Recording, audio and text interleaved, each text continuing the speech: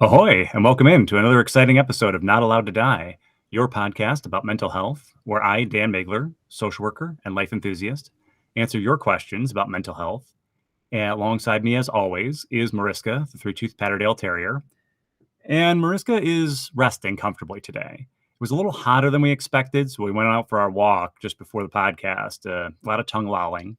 What you're not hearing is a lot of paw licking, and we all know what that means. That means you, our listeners, have done a good job of continuing to rate and review the podcast, finding that 5 stars. And if you could throw a couple comments in there as well, that would be amazing. Less than 5-star reviews, not as necessary. So, you can keep those. If you have a question for Mariska or for me, you can always email me at daniel.magler, that's Maigler, at live.com. So today I am incredibly excited because we're going to be talking to a guest who might be on multiple times because there's a lot of mental health topics that she has some experience with. Kristen, I met about 17 years ago, I guess, and was an OG member of Team Magler. And Team Magler is what I call my students, the people that I work with. And what's great about my job, and I always say to people I work with, that Team Magler is for life. And so the vast majority of the people that I work with, they go off and they forget all about me. And they're like, oh, I think in high school or something, I knew somebody. But occasionally I'll stay in touch with people. And sometimes that remains a professional connection relationship where I might still be their therapist or advisor. But sometimes it evolves into more of a friendship. And Kristen is the kind of person that, as we stayed in touch over the years, a friend of mine and I tried to start a business, and Kristen was one of the first people I decided to reach out to say, hey, can you help us get this going and off the ground? And so when I wanted to have a conversation with someone, and we've talked about the idea that I'd be using the podcast sometimes to learn about topics that I really am not as expert in. And I thought about, who do I know who understands the mental health treatment experience, but is also a mom and has gone through the process of, deciding to have children and going through pregnancy and childbirth and everything. And while also negotiating your mental health, I needed to get an expert and someone who's actually been through it. So Kristen, would you like to share anything about, you have some children. So what would you like to tell us about them? Yeah. So first I want to say I am definitely not an expert. I have lots of experience, but I am definitely still winging it. And when I decided to have children, I was winging it. And so I have 3 children. I have Lois, who just turned 3. And then I have Robin, who is 16 months old, and Bruce, who will be 5 months old in a couple days. So we are very appreciative that you are taking the time, and they might be waking up from naps at any particular time. So that's also, podcast listener, be aware of that. Yeah, I have 3 children, 3 and under, and then I also have 4 fur friends in my house. I have 2 cats and 2 dogs. So I kind of did my best to make sure everyone was tired out and napping, but we'll see how this goes. So when you were younger and you started, down the mental health treatment path, because your childhood was not exactly the storybook childhood. Did you always know you wanted to be a mom, or did you ever think, yeah, I don't know if, with just depression, anxiety, things like that, if that's for me? So first of all, how did you decide, when did you know or decide about the idea of motherhood? So I think I always wanted to be a mom, but this narrative that depression and anxiety tell you is, I won't be able to bond. I won't be able to do things differently. I will be stuck in the same cycles that I was raised in, or that my parents were raised in, or that I saw around me. And so I wasn't, I wanted to be a mom, but I wasn't ever sure I would be, because, I do have some mental health struggles that I continue to face. And also, I really was worried that if I was a parent, I would just be one of those terrible parents who would never be around, or who would be so off the charts that I wouldn't be able to be a consistent presence. And I'm not going to lie, I still worry that I'm going to mess up, or that I'm going to mess them up. I had a freak out last night with one of my best friends about what happens if I mess them up. And well, the good news is I can absolutely guarantee you that you will mess up. they will be messed up by you, because that is what happens to all children from all parents. So there is a 0% chance that you will not mess up in some way. And we all, as parents, just need to be shooting for a B. That's what I'm looking for. But the advantage that you have over so many others is that you are already being introspective and trying to measure yourself. And when we find those parents who are really doing damage, it's the ones who are never questioning. So just the fact that you're questioning it all and wondering and wanting to do a good job with it, you're already in the better category of that. So I think we can hopefully put that one at ease, that you are not gonna be perfect, but you are gonna be better than most. That's what I try for every day. I try to make this day better than the last. And you know what? If at the end of the day I go, you know what? I messed up big time today. I always am like, well, if I got a 2% today, that leaves nowhere to go but up. So, there are days where I have no idea what any of my 3 children need, and we just have rough days. And that's just part of being a parent. I've learned no one ever gets it right 100% of the time. I remember the first time I really saw, like, Brooke Shields, and it was some people might be too young to know who Brooke Shields was, but she was an actress who was really famous, and she was the first person I ever heard talking openly about postpartum depression. And the reality is, even for people who don't have postpartum depression, the hormonal ups and downs post pregnancy, during pregnancy. So even if a person never had any mental health condition, it's crucial and it's important that they do. Gynecologists and OBGYNs are asking some of those questions now of, are you feeling okay? Are you needing some help and support? Because the healthiest person ever, you are going through a major life event with all of this. But then particularly if you've already had some predispositions towards mental health conditions, it's got to be really scary. Yeah. So my my pregnancy journey started way before I got pregnant, because probably about 6 years ago now, I was inpatient hospitalized at 2 different hospitals. The first one did a terrible job. And then a couple days later, I went to another one that was a better fit. And while there, they diagnosed me with bipolar 2 disorder. Mhm. And having been a student in mental health, and my partner also had worked in a mental health wing, we both felt that was the wrong diagnosis, but it had me evened out. It had me pretty stable. Mhm. But then I noticed the longer I was on these medications, the more numb I felt, and the more flat my affectation was, and the more disinterested I was becoming. And I said, you know what, this is a problem. And I went to my psychiatrist at the time and I said, hey, this is flattening me out. And she said, yeah, but you're not having the highs and lows. And I was like, I'm not having anything at all. Like, I don't feel anything. And she said, well, as a bipolar 2, that's probably safer. And I said, no, I'm not into that. Yeah. And I said, also, at some point, I want to have a baby. And she looked me straight in the face at this appointment and said, I don't support bipolar 2 women having babies. And Oh my I got God. up and I walked out of her office and I never went back. And I started that day looking. I called my therapist. She's been with me for, I don't know, 8, 9 years now. And I called her and I said, hey, I need to find a new psychiatrist. I'm going to start looking. If I send you a list, will you look through them? And she said, absolutely.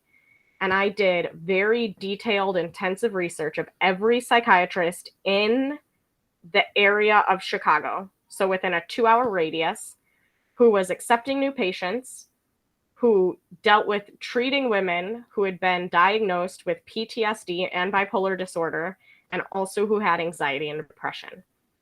And I found a woman who was amazing. And so I called and I said, hey, I'd like to make an appointment with this doctor. And they said, we don't take your insurance. And I said, that's fine.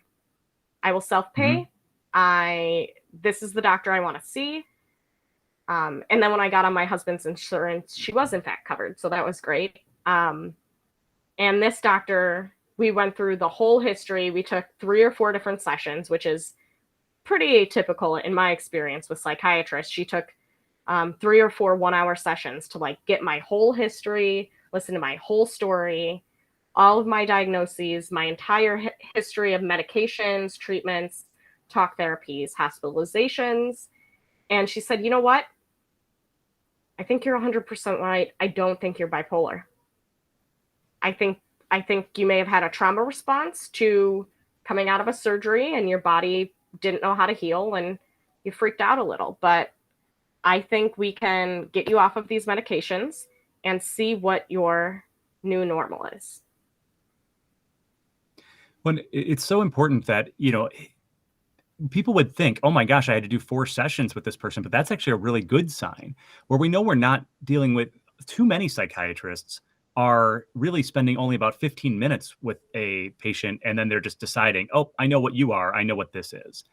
And I think things like PTSD and trauma responses they can mimic quite a bit a lot of the symptoms of bipolar. So for a psychiatrist, what they're looking for when they're thinking bipolar is this person really having a lot of trouble with sleep? Are they having energy that's more than their body can handle? Well, sometimes if you have trauma response, you're going to be showing a lot of those same symptoms. And just so people who are listening who don't know the difference, bipolar 1 means a person who can have manic episodes, there are periods of really high energy where they will sometimes disconnect from reality and have delusions and hallucinations. In bipolar 2, people can have the really low lows and they may have high energy periods, but they never have the delusions and hallucinations. So listening to your level of dedication to finding someone who would actually listen to you, that's what I hope everyone takes away from this, is it isn't always easy to find that person. And you may unfortunately have to pay out of pocket, especially as you get started, but it can be it can be transformational. And this truly was for me finding a doctor who said, you know what, I believe you. And so the plan was, because I was on some really heavy hitting medication and I was on heavy doses, which is why I didn't feel anything. So this makes a lot of sense, right? Because if I was having really big highs and really low lows, yeah, we kind of want to chop off the peaks of those. But I just couldn't feel anything anymore. And so we titrated off of those. It took about a month and a half for me to titrate off of those medications. And I started on, I don't know, some Wellbutrin or something that was like, hey, this will help definitely with depression, probably some anxiety, and let's continue to explore here to see what will work. And I said in my initial sessions with her, I said, I want you to know I need to get off of this medication because I want to have a baby, and I understand that these medications are not safe for me to have a baby on. So if you're not on board with that, I will find a different doctor. And she said, no, I fully support that. And I just think that we need to be very careful in pregnancy because with your trauma history and with your chronic pain, which is another thing that I have to deal with, she was like, I just really think we need to monitor your mood and you need to definitely stay in therapy and we need to have more follow-ups than I typically would with other people. And so once I got off the medication and I found a somewhat stable feeling, I said, okay, well, we're gonna try now. We're gonna take away the birth control and see what happens. And Lois happened. And so did you use the same gynecologist that you had previously as your OBGYN, or did you find somebody new once you realized you were pregnant? Okay, so that's a really strange story because I had gotten new insurance and I was establishing care with a new doctor because I thought we were having fertility issues. Okay. And I went in and I said, hey, I don't really know why I can't get pregnant. I don't really know what's going on, but we've been trying and I got off birth control and, this is something we really want. And I guess I need you to do some hormone testing or something to see if there's something wrong with me. Because we had been trying and tracking things and whatnot for several months. And because of anxiety and depression, I was convinced I was broken. So, in order to keep that stress from killing me, we just went to the doctor. And in the office, she said, well, you're not getting pregnant because you are, in fact, already pregnant. So congratulations. My husband and I dropped everything we were holding. And we were like, well, that's not exactly what we expected, especially because 2 weeks before that, I had gotten in a very bad car crash. I had Oh no. totaled my van. And in the ER, they said, is there any chance you're pregnant? And I said, well, I mean, I'm not on birth control and I have a husband and we are Hmm. sexually active. So I suppose there is that chance. And it came back not positive. And I promise you, Hmm. with the pain I was in, we did not at any point have sexual relations in that 2 weeks. So um, it had been a new doctor in a new group, but it wasn't because I was pregnant that I found her. Again, she was someone who had just come very highly recommended for both fertility treatments and delivery, and she was also well versed in mental health education. And that's incredible. And it's something that you would think, oh, it's automatic that a person who is a gynecologist or whatnot would know about mental health, would know about things like trauma. But it's shocking how little educate unless they seek it out. They're in medical school, they're not giving them this kind of education. So you have to find someone who is willing to educate themselves and care about this. Now, do you know if your psychiatrist and your gynecologist, did they ever consult with each other? Or was it pretty much, no, I just picked a gynecologist, an OBGYN who I felt comfortable really could understand the like medications in the process? So I signed all of the releases. I am very much if my whole medical team can work together, I want them to. And so I signed releases for my psychiatrist, my therapist, and my gynecologist to all be able to talk if they saw any abnormalities, or if they had any concerns. And then, we would tackle it as a team, as opposed to me having to kind of relay part of what I understood to someone else. I said, you know what, if you need to ask questions, if you have concerns, if you think that this would be something my therapist should tell me instead of you, that's cool. Just here are the releases. Here's the way to contact them. I don't care who you talk to. I just, I really want the best continuation of care because I cannot go off of medicine. Hmm. And And so so we want to, oh, go ahead. I was on a couple really like something that was considered very low risk during pregnancy. Nothing is considered 100% safe. Even Tylenol, like Hmm. the fear is that anything could mess up your baby. But the truth is, and what I learned through my psychiatrist is the stress of me not being medicated could be Hmm. 8 times worse than probably any of the side effects of what I was taking. And I said, you know what? You're right. And she said, also, if you go into the hospital, the amount of stress that puts on your baby, if you have Hmm. another episode or something where you get triggered, you being hospitalized like that is not going to do any favors to your baby or your hormones or anything. So I chose to remain medicated the whole time. And people often talk about hormones as if they're always just a bad thing. But I guess in the period of time from your pregnancy through the first year of Lois being alive, what was the best? Like, was there any spots where you were saying, I'm feeling amazing from a mental health standpoint? Or was it, just up and down? Or like, were there any memories that you're like, I wasn't expecting this good feeling at any point? So not really with Lois. I realized looking back after I had Robin, my second, that I probably had some postpartum that I didn't even recognize with Lois. Hmm. Um, but like after Robin, I was like, man, I feel great. I'm amazing. I'm on top of the world. I am a champion. I have birthed 2 beautiful babies, and Lois was like a really small baby. She was 5 pounds, 5 ounces, and Robin came out at almost 9 pounds. Now I'm a Oh my five gosh. foot tall woman. And so that little bowling ball of a baby coming out of me uh, was rough. But after that, I was like, man, I can do anything. I literally think I could probably fly if I needed to. And I was still very grounded, very in touch with reality, but I felt so good. And I went, oh my gosh, that first 4 months, that first 5 months with Lois, I think I had postpartum because I would just have days where I just didn't want to look at her, or I didn't want to hold her, or the fear of being a bad parent would just keep me from even going near her. And then there were other days where like I was sleeping outside of her door so that I could hear if she cried in the crib, or I would Hmm. even like sleep in the room. It was I I couldn't realize that there was probably signs of postpartum depression and anxiety, because again, they weren't as bad as anything I had experienced before.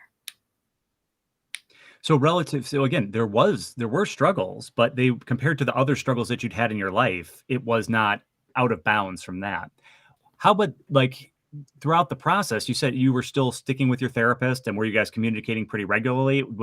What was the key for you? And what, as you've now gone through pregnancy 2 and pregnancy 3, what have you determined for yourself? Like, this is what I need to do to support my mental health throughout the process. So my journey with mental health, as a listener, as an avid listener of the podcast, the only time I've ever disagreed with you is when you said, I don't think anyone ever needs lifelong therapy. And I think I will go to bat saying I am probably one of those people who will always need lifelong therapy, because I have a lot of triggers and I have a lot of things, and especially now with kids, new things come up every day where I'm like, my kid just hit me in the face. That's a huge, I just had a big reaction to that and I need to process that. Mhm. Um, so yeah, I mean, I did check in with my therapist definitely every 2 weeks, if not every week. Um, and it was just, that was just how I did it. And the talk therapy really helped. And I think knowing that I had like a big team behind me who really believed in me, my gynecologist and my psychiatrist and my therapist, and then also my partner and my family, they were all really there to watch out for me and help in any way I needed. When I think not that there's any advantage to having been through so much stuff beforehand, but I always say, it's not what doesn't kill you makes you stronger, but it does make you wiser. And the fact that you already were open with people that you can struggle at times. So it wasn't a big secret and you didn't necessarily, if you were to have some emotional times, it wouldn't have felt like a gigantic failure any more than, I mean, internally, I'm sure it does. But the fact that people knew to look out and to communicate with you. So are there other things though that you've said, okay, I also know that even like exercise might be hard, but I know I need to do that? Or what else like keeps you on or kept you on an even keel, or the as most even keel as possible? Or was it just self-compassion and knowing I might not be on an even keel today and that's all right? So what worked for you? I mean, it was all of that.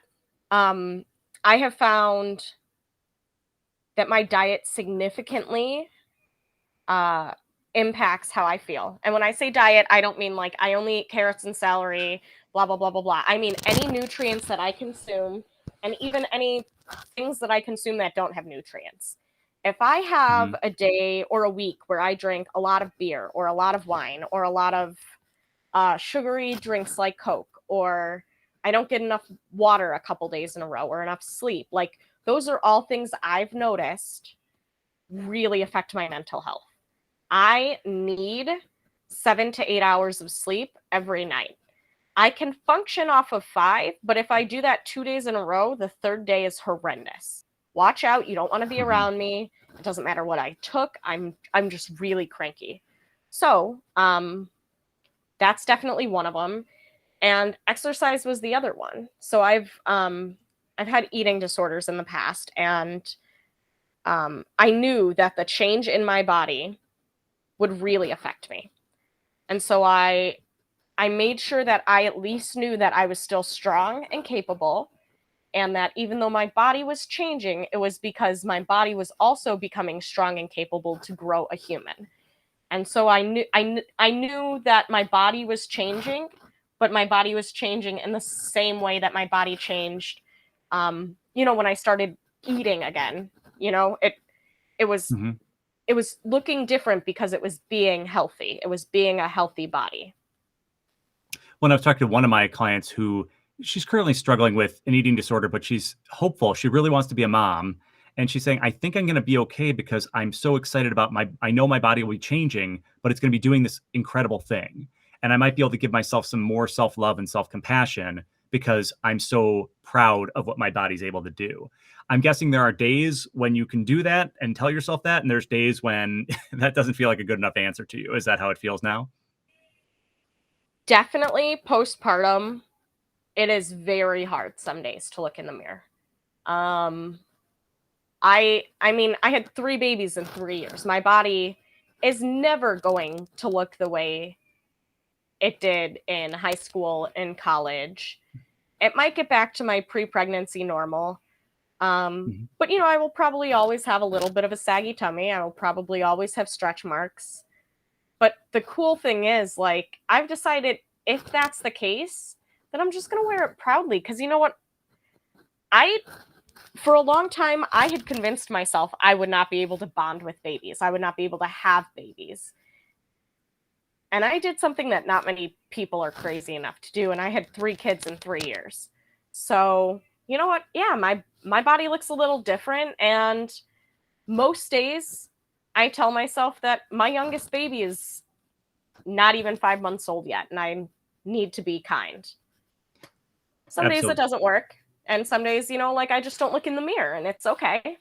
It's okay. Because other days I'm like, wow, all these stretch marks will look real cool if I tattoo them like zebra stripes. Well, and I hope that you can imagine them like medals of honor from a battle that you've been through, because you've earned those and they are something that you should be proud of. And I hope that that's the way on the better days you can feel. If you had a time machine and you could go back to that day after you left the doctor's office and you found out you were pregnant, is there any advice that you would give that younger version of you to say more of this, less of that? I think my big thing would have been I would have probably read a little bit more because I was very scared that reading more would make me more anxious. So I didn't Mhm. read a whole lot about the different presentations of postpartum psychosis and postnatal depression and postpartum anxiety. I didn't read a whole lot about it. I kind of had a general overview and like the way that they talk to you at the doctor, but I'd probably have read a little bit more about that so I could have recognized some of the signs earlier. But I And think I then, was pretty kind to myself during pregnancy. so that's one of the things you'd say, hey, that tendency to be, whenever you're thinking that you need to be kind to yourself, give yourself a double scoop of kindness, because that's what you're really going to need through this. Yes. Okay. And then, were there any other surprises that were, especially in that first year after, Lois was born, that where you're like, oh, I wasn't expecting, like, I know for a lot of women, like lactation and things like that, like breastfeeding is, I think for my wife, she was not prepared for how challenging that would be or whatnot. So were there any other things that you were just like, oh, I wasn't expecting this to feel this way? Or, like, why doesn't anybody tell you about that? That you're just like, I wish I would have known. Yeah. There was a lot. Um, Breastfeeding was a very long struggle for me. But I did, as soon as I found out I was pregnant, I started going to La Leche League meetings, which is like a group of women who get together who are passionate about breastfeeding. Um, and I went while I was still pregnant so that I could kind of understand and think about things. However, I had a bilateral breast reduction surgery in 2017. It was life changing. However, what I didn't understand then when I got that surgery was that that would probably severely impact my ability to produce milk, feed milk, Hmm. and like I couldn't even get much from a pump just because my Okay. production was low because of all of the trauma to the breast tissue and the milk ducts themselves. So I had a lot of sadness about that. That made me feel really guilty that I had done that, but it still was the best decision for me, and I don't regret it at all. And I've been fortunate to be able to find or purchase human donor milk. So that is an avenue out there. If anyone's listening and you're wondering, like, oh my gosh, I can buy human breast milk. Yes, you can. There are plenty of places you can go. most hospitals have a milk bank they can send you to. Tiny Treasures Milk Bank is one, for like NICU babies. Hmm. But there's just a whole bunch of other options out there, and I struggled a lot not being able to properly breastfeed because for a long time I pumped, which is also still breastfeeding, Hmm. and someone else would feed my baby a bottle because that was the hardest part. I think was I didn't like giving my baby a bottle, and so um, everyone else was more than happy to do that though. So um, once I stopped pumping, I started feeling so much better and so much less depressed and so much less anxious because every time I would pump, I would get half an ounce, maybe an ounce out of both breasts, which is remarkably low. No matter how Yeah, not much I enough pumped, to feed a baby. So, and that's, yeah, and this, your body, you're doing all that you can do, but unfortunately, you're feeling like your body is not like coming up to it, and it's making you feel like a failure when when you're doing everything you can. So it's like I it's this I once horrible. again felt like something was broken in me, something was wrong with me, and my body was failing me once again.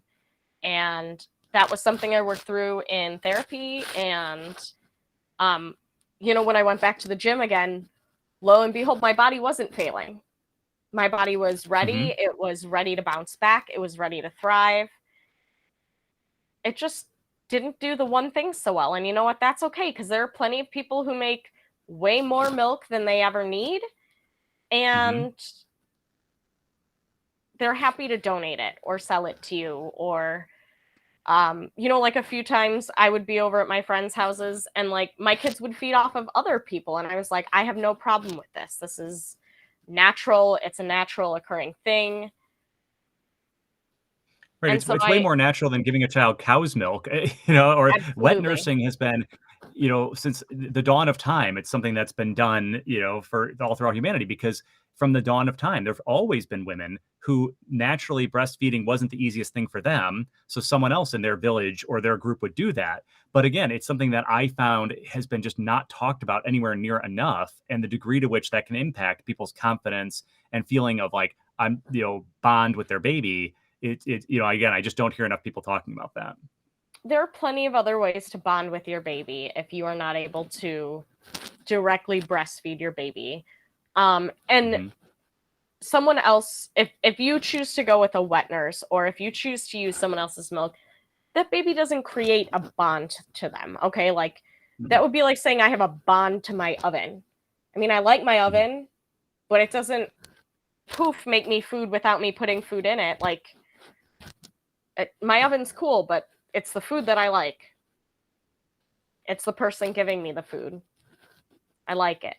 So, I do think that there should definitely be more talk about breastfeeding as a whole for women, but that's a different podcast and a much Yeah. different episode. So do you say to yourself, like you've said, hey, I hope someday my body will be to a point where, theoretically my pre-pregnancy body or whatnot, or just I'm comfortable with it. How about with your sense of mental health and well-being? I mean, just having three kids under the age of 5, I mean, let alone as young as yours are, I think that's something that anyone should get a medal for. So do you say to yourself, like, okay, until my youngest is at least in first grade, I'm allowed to feel just overwhelmed pretty much every day, at least for an hour a day? Or like what is your baseline for saying when you're expecting yourself to feel kind of healthy and on top of the world as a mom with so many young kids? Yeah. So 17 years have passed, and I still don't know that I always believe all of the things that you tried teaching, but I have gotten to the point where I have understood that it is totally okay to feel not okay sometimes. And if it was a rough day with the kids, that's fine. At the end of the day, my 3-year-old can still look at me and say, I love you, mama. If her sibling is crying, or even with Robin, if Bruce is crying, Robin will go over and try and give him his passy or pat his head to make him feel better. And every day I try and find those tiny moments, even if they're just fractions of a day. I go, you know what? I must not be doing bad because I have caring kids. I have healthy kids. I have happy kids. Was today the best day we've ever had? No. Maybe it'll be the worst. And that's okay too, because at the end of the day, we still got some wins. We had genuine moments of connection, and that's got to be enough for today. And there are some days where, like, I take all three kids out to eat. I'm wearing one, one's eating nicely by themselves. I'm feeding the other one. And, like, I am on top of the world. People look at me like, oh my gosh, she's a superhuman. My stroller barely fits in my mom van because it fits three children. And people look at me when I'm pushing it like, oh my God. And every time I'm like, yep, I am totally that person. And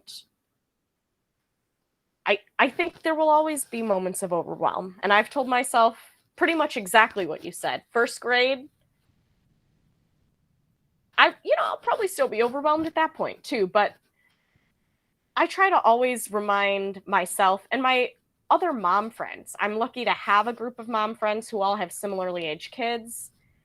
And I'm like, you know what? If the dishes don't get done, no one dies. Mm-hmm. If the laundry didn't get folded, it's still clean. Also, if you can't remember if you ran the dishwasher and you're not sure, you can always run it again. It's not a big deal. It's not great for the environment, but neither is diapers or smoking or hairspray. And plenty of people still do those things. So, whatever.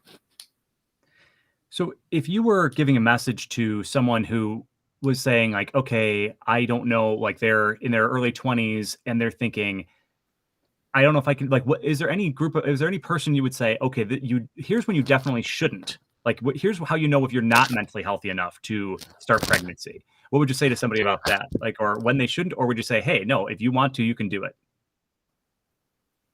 So, there are lots of people who say, I'm not ready. And I want you to know, I don't think you're ever ready. I think with most of the big decisions in life, you kind of just have to do it scared. Mm-hmm. Okay. Like, I don't think you ever look at it and go, yeah, this is a great ideal time to change everything about my life, everything about my hormones, everything about my work situation, my living situation. I think now is a good time. However, I think you also should look at the lifestyle you are used to. If you are someone who likes to go out multiple nights a week, um, drinking or just staying out all night or whatever, and using other substances, it might not be the best time for you to have a baby. I understand you might want one, but until you're ready to make that lifestyle change, I don't know that I think pregnancy is a great option, because I think losing your independence like that could really make someone resentful of a baby. And that's where feelings of postpartum will come in. And that's where uh, people have problems bonding. And that's where, sometimes you see grandparents or aunts raising someone else's baby because their parent just couldn't be there. And so, a baby's not a toy. It's not a Tamagotchi. Well, it kind of is Mm-hmm. a real Tamagotchi, but it, you know, it really does die if you don't take care of it. So, if you're not ready to change certain things about the way you live, also if you have like really expensive like crystal glassware that you want to use every day, you know what? A kid's gonna break that. My kids break things that are supposed to be unbreakable. They're little wrecking balls, and I love them. But if you're used to having very nice white things, you might want to get to the point where you can look at a blue couch, because it's going to end up with marker on it anyway. Right. And it's step one. You have to be willing to say, I can still have a life, but my number one priority all the time is going to be what's best for my child, their safety and their well-being. And then I can still have needs, I can still have fun, but that has to come secondary. So if they're that, but then again, you're saying a person can still be on medication. They just need to work with someone. And what I'm picking up from you is Absolutely. as long as you are, it's going to take, and this is not for just for people with mental health issues, this is for anybody. You're going to need a network. And if you don't have, biological family around you, you're going to need, whether it's friends or whatever else, to keep you. I kind of imagine a person who's mountain climbing. You need somebody on belay. And so if you're a person who has had mental health struggles, it sounds like in your case, you said, I'm going to have my therapist, I'm going to have my psychiatrist, I'm going to have, all of these people kind of on belay, keeping me from fall. If I, on those days when I'm ready to let go and fall, they're going to have my back. They're going to be my spotter. Yeah, I think the only thing I would have maybe tried to find would have been another person with a similar situation like me who had gone through pregnancy. Looking back, I probably should have done that.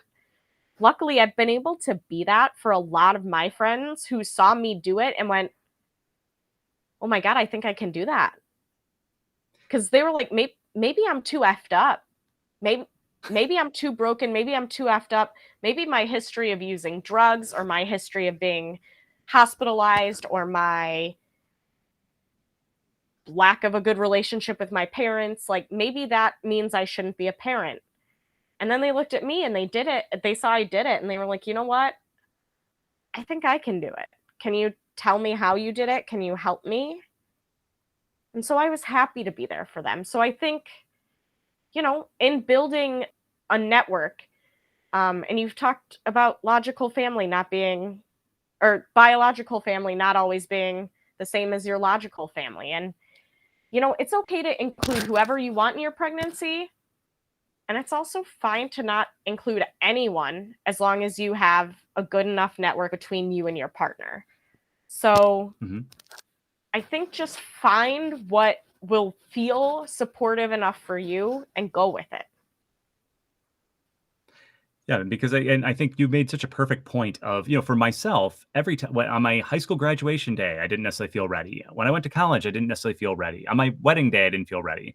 When we're in the ER, or I mean the maternity ward, I didn't necessarily feel ready. But you look to your left and you look to your right and you say, if these other people can do it, I might be able to do it too. And so having mental health history does not disqualify you. You're just as likely as anybody else to be an amazing parent. You're just as likely as anybody else to do really dumb stuff that messes up your kids. So that part is up to you. But people shouldn't think of having mental health history as a disqualifier.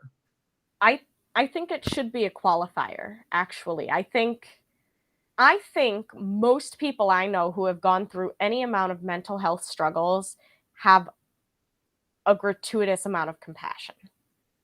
And that's from treatment or books or inpatient things or, even just other people showing them how to feel compassion. Man, that's so important as a parent. And I think most people with mental health problems can really, if they don't know what it is, they'll at least go, man, I'll sit with you on it. That's a tough one. But I think that's the real goal is to start to embrace. And I talk sometimes on this show about the podcast ADHD for Smart Ass Women, where Tracy Otsuka, the host, really she tries to show people that ADHD can be your superpower. And I think it's not just ADHD, it's depression, it's anxiety, it's all of these things can become, in a way, as you're saying, they can be an empathy engine and making you better at some of these things. And so instead of thinking of ourselves, people who've had mental health challenges, they're also just enhancing our perspective. And so, yes, it might make you more challenged in one way, but stronger in another. So if you're ready to make a commitment to loving this child and you're getting your network around it, then go forward, but make sure you're seeking out the proper support. And if you're running into medical health professionals who are shutting you down, don't stop with them. Try to find the right people who are going to be supporting you.